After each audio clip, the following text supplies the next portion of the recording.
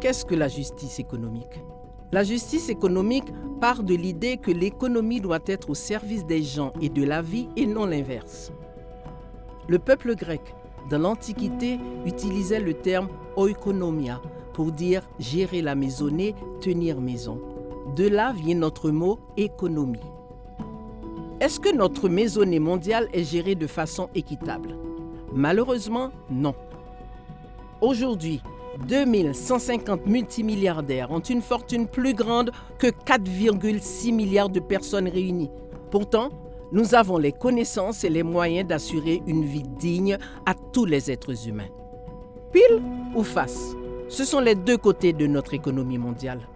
Côté pile, des entreprises et des investisseurs font du profit sans limite. Résultat, leur pouvoir atteint un niveau sans précédent.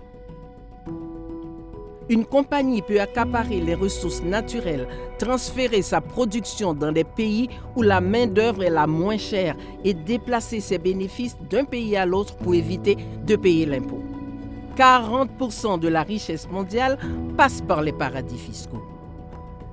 Côté face, la dégradation environnementale et la perte de qualité de vie de nombreuses communautés sont l'autre versant de la mondialisation capitaliste. Par exemple, en agriculture, le développement des monocultures industrielles est soutenu par les gouvernements du Nord au bénéfice de l'industrie agroalimentaire. Or, cette forme d'agriculture génère énormément de pollution de l'eau, de dégradation des terres fertiles et de gaspillage. Jusqu'à 1/3 de cette nourriture mondiale est gaspillée chaque année. Ces produits nourrissent 30% de la population mondiale, contrairement à l'agriculture paysanne qui nourrit 70% des gens. Beaucoup moins polluante, l'agriculture paysanne est pourtant laissée sans soutien technique et financier de la part des décideurs. Côté face, il y a aussi l'exploitation du travail de millions de personnes.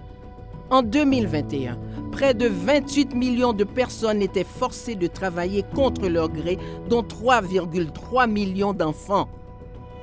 Partout dans le monde, les femmes prennent en charge l'éducation, les soins, l'alimentation et l'entraide. Cela représente 12,5 milliards d'heures de travail peu ou pas rémunérées.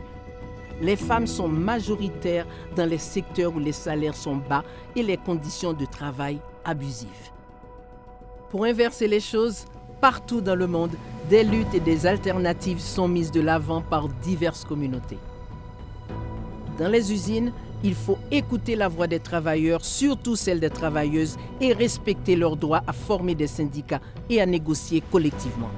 Parole de Kalpona Akhter, travailleuse dans une industrie de textile au Bangladesh.